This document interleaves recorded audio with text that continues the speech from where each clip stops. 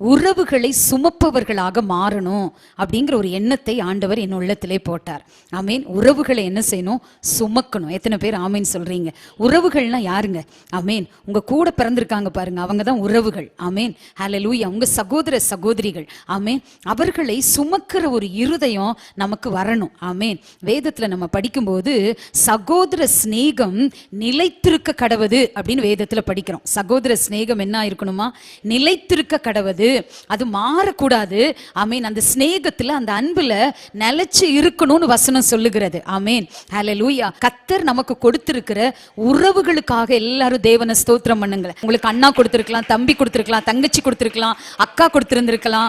ஆமீன். ஹல்லேலூயா. யாரா இருந்தாலும் சரி, அவர்களுக்காக ஒரு விசை நல்ல தேவனை ஸ்தோத்திரம் பண்ணுங்க பார்க்கலாம். ஸ்தோத்திரம், ஸ்தோத்திரம், ஸ்தோத்திரம், ஸ்தோத்திரம், ஸ்தோத்திரம், ஸ்தோத்திரம், ஸ்தோத்திரம், ஸ்தோத்திரம். நம்முடைய குடும்பத்தின் மூலமாக ஒரு பாசம் உள்ள தலைமுறையை உருவாக்கணும். ஆமீன். எத்தனை பேர் ஆமீன் சொல்றீங்க? ஹல்லேலூயா. ஒரு பாசமுள்ள ஒரு தலைமுறையை நீங்களும் நானும் உருவாக்கணும். என்ன செய்யணும் அப்படின்னா, சகோதர சிநேகம் நிலைத்திருக்க கடவது. ஆமீன். ஹல்லேலூயா. எத்தனை பேர் கூட பிறந்தவங்களை விசாரிக்கிறீங்க? உங்க உறவுகளை நீங்க நேசிக்கணும். ஆமீன். உங்க கூட பிறந்தவர்களை நீங்க நேசிக்கணும். ஒருவேளை அவர்கள் உங்களுக்கு ஏதாவது ஒரு விதத்துல, ஆமீன், அவங்க மட்டும் இல்ல, நீங்களும் தான் செஞ்சிருப்பீங்க. ஆமீன். அவங்கள மட்டும் சொன்னா நான் அப்படியே ரொம்ப பெர்ஃபெக்ஷன் போகக்கூடாது. ஆமீன். நம்ம என்ன சும்மா லேசா? ஆமீன். எத்தனையோ விஷயங்கள்ல ஆமீன் நம்ம உடன்பிறப்புகளுக்கு நம்ம ஏதாவது ஒரு விதத்துல பங்கம் விளைவித்திருப்போம். ஆமீன். சபை அப்படிங்கிறது என்னன்னா, பைபிள் சொல்லுகிறது, பிரயோஜனமா இருக்கிறதை உனக்கு போதித்து, ஆமீன், எதெல்லாம் எனக்கு பிரயோஜனமோ அதெல்லாம் தேவன் எனக்கு கற்றுக் கொடுப்பார். எத்தனை பேர் ஆமீன் சொல்றீங்க?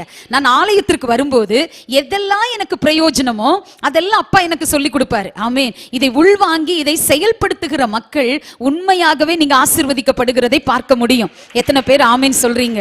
ஹல்லேலூயா. கர்த்தர் நல்லவர். ஆமீன். கர்த்தர் நல்லவர். ஆமீன். பாருங்க, எங்க குடும்பத்துல சொல்ல போனா, ஆமீன், எங்க பொண்ணு ஷெர்லினுக்கு நான் சொல்லுவேன், சாம் உனக்கு ஒரு தகப்பன் ஸ்தானம். என்ன சொல்லி கொடுப்பேன்? ஆமீன். அவன் உனக்கு ஒரு தகப்பன் ஸ்தானம் என்று சொல்லி கொடுப்பேன். எல்லாம் உனக்கு கற்றுக் கொடுப்பான். ஆமீன். அப்பா இருக்காங்க, இருந்தாலும் அவங்க கிட்ட நான் சொல்லும் போது அதை சொல்லுவேன். ஆமீன். அவன் உனக்கு ஒரு தகப்பன் ஸ்தானம். ஆமீன். அவனை மதிக்கிறதுலையும் அவனை கனப்படுத்துறதுலையும் எல்லாத்துலயும் கரெக்டா இருக்கணும்னு சொல்லுவேன். கர்த்தருடைய பிள்ளையே, அப்போ வேதத்துல நம்ம படிக்கும்போது ஒரு வார்த்தை என்னை அதிகமாக அதிகமாக அசைத்தது. நிறைய விஷயங்கள் வேதம் நமக்கு போதிக்கிறது, கற்றுக் கொடுக்கிறது. வேதம் ஒரு நல்ல ஆசான். ஹல்லேலூயா. நான் அடிக்கடி சொல்லுவேன், வேதம் மட்டுமே நம்மளை அப்படியே காமிக்கும். கண்ணாடி எப்படி நம்மளை அப்படியே காமிக்குதோ, அதே மாதிரி வேத புத்தகமும் நம்ம யாரு, என்ன குறும்பு பண்றோம், என்ன காரியங்கள் நமக்கெல்லாம் உள்ள இருக்கு அப்படிங்கறத அப்படியே வெளிச்சம் போட்டு காமிச்சிரும். கோல் சொல்லிட்டு பைபிள் எடுத்து படிச்சு பாருங்க. அன்னைக்கு வசனம் சொல்லு, கோல் சொல்லுகிறவன் பிராண சிநேகிதரையும் பிரித்து விடுகிறான். என்னைக்கு என்ன தப்பு பண்றோமோ இந்த வேதம் என்ன செய்யும்? அப்படியே நம்மளை திருத்தும். ஆமீன். நம்ம திருத்திக் கொள்ளும் போது, திருந்திக் கொள்ளும் போது நமக்கு மிகப்பெரிய ஆசீர்வாதத்தை சுதந்திரிக்க முடியும். வேதத்துல நம்ம படிக்கும்போது ஆதியாகமம் 43:30, யோசேப்பின் உள்ளம் தன் சகோதரனுக்காக பொங்கினபடியால். இந்த வார்த்தை தாங்க என்னை டச் பண்ணுச்சு. ஆமீன். தன் சகோதரனுக்காக அவனுடைய உள்ளம், தன் கூட பிறந்த தம்பிக்காக யோசேப்புடைய உள்ளம் என்ன பண்ணுச்சான்? பொங்குச்சுங்க. ஹல்லேலூயா. ஆமீன். அன்பினால பொங்குச்சு. ஹல்லேலூயா. அழுகிறதற்கு இடம் தேடி துரிதமாய் அவன் போய் அழுதான்னு வேதம் சொல்லுகிறது. ஆமீன். தன் சகோதரர்களுக்காக அவன் அழுதான். ஆமீன். பாருங்க, யோசேப்புடைய அப்பா யாக்கோபு, அண்ணன்கள்லாம் ஆடுகளை மேய்க்க போய் ரொம்ப நாள் ஆயிடுச்சுப்பா, என்ன பண்ணாங்களோ தெரியாது, நீ அவங்கள போய் பார்த்துட்டு வா அப்படின்னு சொல்லி உணவுகளை கொடுத்து யோசேப்பு அனுப்பிச்சுடுவாங்க. யோசேப்பு போய் அவங்க அண்ணனுங்களை எல்லாம் பார்த்துட்டு உணவை கொடுக்கறக்காக வரும்போது அண்ணனுங்கெல்லாம் பேசுவாங்க, இவனை பிடிச்சி எங்க போடணும்? ஒரு குழியில போடணும், அல்லது யாராவது ஒரு மீதியானி இருக்கு விற்று போடணும் அப்படின்னு சொல்லிட்டு அவன் வர்றக்குள்ளேயே இங்க பிளான் நடந்துரும். ஆமே. அவங்க அண்ணனுங்களை ரீச் பண்றக்குள்ளேயே இங்க பிளான் நடந்துரும். நீங்க பைபிள்ல நல்லா படிச்சு பாத்தீங்கன்னா தெரியும், அவங்க எல்லாம் பாத்தீங்கன்னா அவனை குழியில போட்டு இவங்க எல்லாம் உட்காந்து சாப்பிட்டு இருந்தாங்களாம். ஆமே. அந்த குழியில அவன் எப்படி கத்திட்டு இருந்திருப்பான் யோசிச்சு பாருங்க. அவன் மனசு எவ்வளவு பாதிக்கப்பட்டிருக்கும். அது எவ்வளவு பெரிய துரோகம், எவ்வளவு பெரிய பாதகம் அது. ஆமேன். ஆனாலும் வசனம் சொல்லுகிறது, யோசேப்பின் உள்ளம் அவர்களுக்காக பொங்கினது. எத்தனை பேர் இன்னைக்கு உணர்றீங்க? ஹல்லேலூயா. தேவ பிள்ளையே, இன்றைக்கு உங்க உடன்பிறப்புகளுக்காக உங்களுடைய உள்ளங்கள் உறவுகள் பொங்கணுங்க. எத்தனை பேர் விசுவாசிக்கிறீங்க? உங்க உடன்பிறப்புகளுடைய நலனுக்காக நீங்க ஜெபிக்கணுங்க. உங்க உடன்பிறப்புகளுடைய பிரச்சனைகளுக்காக நீங்க தேவ சமூகத்துல போராடணும். உங்க உடன்பிறப்புகளினுடைய ஆசீர்வாதத்திற்காக நீங்க உதவி செய்யணும். எத்தனை பேர் நம்புறீங்க? பைபிள்ல படிக்கிறோம், யோசேப்பு அவரவர் குடும்பத்திற்கு தக்கதாய் அவர்களை பராமரித்து வந்தான். ஹல்லேலூயா, ஆமீன். உங்களுக்கு மனசே சரியில்லைன்னு வச்சுக்கோங்களேன், உங்க கூட பிறந்தவங்களுக்கு ஃபோன் பண்ணி என்னவோ இன்னைக்கு மனசு கஷ்டமா இருக்கு அப்படின்னு சொன்னா உங்களை அவங்க வந்து ரிஜெக்ட் பண்ண போறதில்ல, உங்க பிரச்சனைகள் என்னன்னு கேட்பாங்க. ஹல்லேலூயா. அந்த மாதிரி உங்க உடன்பிறப்புகள் உங்களுக்கு ஃபோன் பண்ணி பேசும்போது எனக்கு டைம் இல்ல, ஃபோனை வெய்யி அப்படின்னு சொல்லாதீங்க. அவங்க பிரச்சனைகள் என்னன்னு விசாரிங்க. எத்தனை பேர் ஆமீன் சொல்றீங்க? என்ன கஷ்டத்துல அவங்க போறாங்கன்னு விசாரிங்க, என்ன பாடுகள் அவங்க போறாங்கன்னு விசாரிங்க.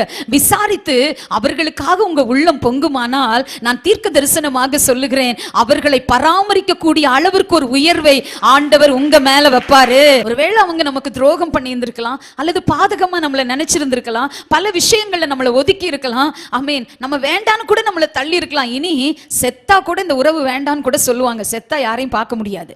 ஆமீன். அதை நல்லா ஞாபகம் வச்சுக்கணும். ஆமீன். செத்தா முடிஞ்சது. பாஸ்டரை அடிக்கடி அதை சொல்லுவாங்க, செத்தா முடிஞ்சதுன்னு. ஆமீன். ஆகவே தேவ பிள்ளை எதற்கு சொல்றேன்னா, இந்த நாட்கள்ல கர்த்தர் நம்மோடு பேசுற வார்த்தை, உன் சகோதரர்களுக்காக உன் உள்ளம் பொங்கட்டும்.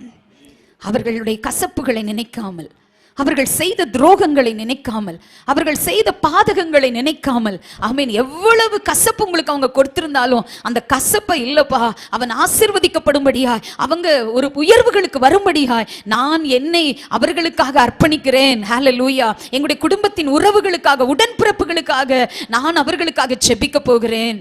ஆமீன். பாருங்க, மோசேயுடைய குடும்பத்துல, ஆமீன், மோசேக்கு திருமணம் ஆன உடனே அந்த அம்மா வந்துட்டாங்க. வந்ததுக்கு அப்புறம் மிரியாம் சொல்றாங்க, ஆமீன், அந்த இடத்துல உங்களுக்கு பிரச்சனை வரும்போது ஏன் மோசேயை கொண்டு தான் கர்த்தர் பேசுவாரா, எங்களை கொண்டு ஆண்டவர் பேச மாட்டாரா அப்படின்னு சொல்லிட்டு ஒரு வார்த்தையை மோசேக்கு விரோதமா பேசின உடனே பைபிள்ல நல்லா படிக்கிறோம், மோசேக்கு விரோதமாக பேசினதை மோசே கேட்டார்னு பைபிள்ல வராது, கர்த்தர் கேட்டார்னு பைபிள்ல வரும். என்னாகமம் 1:2. எத்தியோப்பியா தேசத்து ஸ்திரீயை மோசே விவாகம் பண்ணி இருந்தபடியினால் மிரியாமும் ஆரோனும் அவன் விவாகம் பண்ணின எத்தியோப்பியா தேசத்து ஸ்திரீ நிமித்தம் அவனுக்கு விரோதமாய் பேசி, கர்த்தர் மோசேயை கொண்டு மாத்திரம் பேசினாரோ, எங்களை கொண்டு அவர் பேசினது இல்லையோ என்றார்கள்.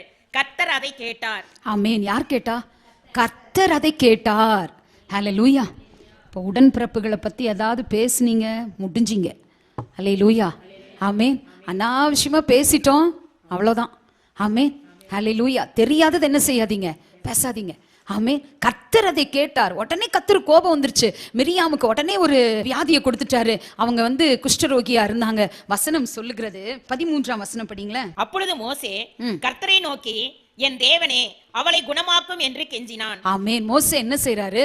தேவனை நோக்கி கெஞ்சினான். ஹல்லேலூயா. மோசேக்கு விரோதமா தாங்க பேசினாங்க. ஆனா பாருங்க, கர்த்தர் அதை கேட்டாரு, கர்த்தர் பனிஷ் பண்ணாரு. ஆனா மோசேனுடைய உள்ளத்துல ஒரு ஜெப அனுபவம் இருந்தது. தன்னுடைய தன் சகோதரிக்காக, தன் சகோதரனுக்காக தேவ சமூகத்துல கெஞ்சுகிற ஒரு உள்ளத்தை ஆண்டவர் மோசேக்கு கொடுத்திருந்தார். இதெல்லாம் மனிதர்களுடைய பண்புகள் அல்ல, இதெல்லாம் தேவனுடைய பண்புகள். எத்தனை பேர் ஆமீன் சொல்றீங்க? ஆமீன். யோசேப்பு சகோதரருக்காக பொங்கினார். அவருடைய உள்ளம் பொங்கினதுங்கிறது ஆமீன் யோசேப்புக்கு ஆண்டவர் கொடுத்திருந்த தேவனுடைய குணங்கள்ல ஒண்ணு. எத்தனை பேர் விசுவாசிக்கிறீங்க? ஹல்லேலூயா. அந்த மாதிரி கர்த்தருடைய பிள்ளையே, உங்க உடன்பிறப்புகளுக்காக பொங்குகிற ஒரு உள்ளத்தை, உங்க உடன்பிறப்புகளுக்காக தேவ சமூகத்துல கெஞ்சி ஜெபிக்கிற ஒரு உள்ளத்தை ஆண்டவர் கிட்ட கேளுங்க. ஏசப்பா, என் உடன்பிறப்புகள் ரட்சிக்கப்படணும்ப்பா, என் உடன்பிறப்புகள் குடியிலிருந்து மாறணும்ப்பா, என் உடன்பிறப்புகள் ஆண்டவரே ஏசப்பா நல்ல நிலைமைக்கு வரணும் ஆண்டவரே, என் உடன்பிறப்புகளுக்காக நான் உதவி செய்யணும் ஆண்டவரே. அந்த கிருபையை என் மேல ஊற்றுங்கப்பா, அந்த ஆசீர்வாதத்தை என் மேல வைங்கப்பா. ஹல்லேலூயா. நல்ல ஆலோசனைகளை கொடுக்கிற ஒரு உடன்பிறப்பா என்ன நீங்க மாற்றுங்கப்பா. ஆமென். எத்தனை பேர் இந்த வார்த்தைகளை இன்னைக்கு நம்புறீங்க? ஹல்லேலூயா. உங்க உடன்பிறப்புகளினுடைய ஆசீர்வாதங்களுக்காக தேவ சமூகத்துல கெஞ்சுகிற பிள்ளைகளாக இருக்கணும். ஆமென். மிரியாமுக்கு ஒரு கஷ்டம் வந்துருச்சு. மோசே பார்த்தும் பார்க்காதவர் போல இல்ல, பிரச்சனை இதுதான்.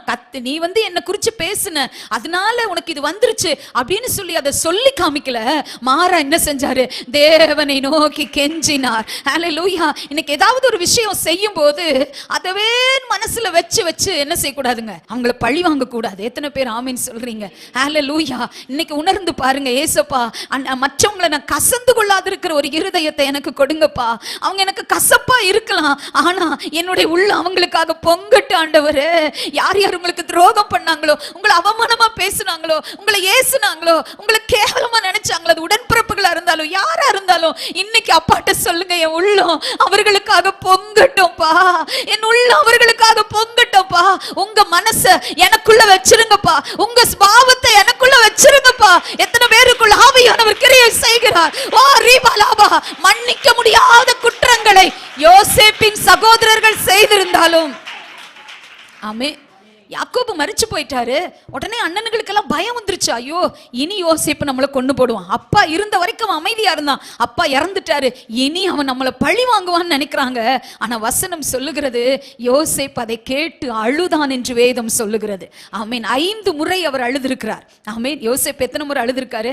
5 முறை அழுதிருக்கிறார். தேவ பிள்ளையே, ஆமீன். இன்னைக்கு நம்ம யோசிச்சு பார்ப்போம். உங்களுக்கு தெரியுது அவங்க உங்களுக்கு துரோகம் தான் பண்ணிட்டாங்கன்னு, உங்களுக்கு தெரியுது அவங்க உங்களை கஷ்டப்படுத்திட்டாங்க, உங்களுக்கு தெரியுது நீங்க செய்யாததை ஒன்று செஞ்சிட்டீங்கன்னு. ஆமே, உங்களுக்கு தெரியுது இந்த இதுல இருந்து எப்படி வெளியே வருவேன்னு தெரியல அப்படின்னு நீங்க யோசிக்கலாம். ஆனா கர்த்தருடைய பிள்ளையே, ஆண்டவரை ஆராதிக்கிற பிள்ளைக்கு ஏசப்பா கற்றுக் கொடுக்கிற விஷயங்கள் எல்லாமே நம்ம தாழ்ந்து போற மாதிரி இருக்கும். அதுலதான் மேன்மை இருக்கிறது.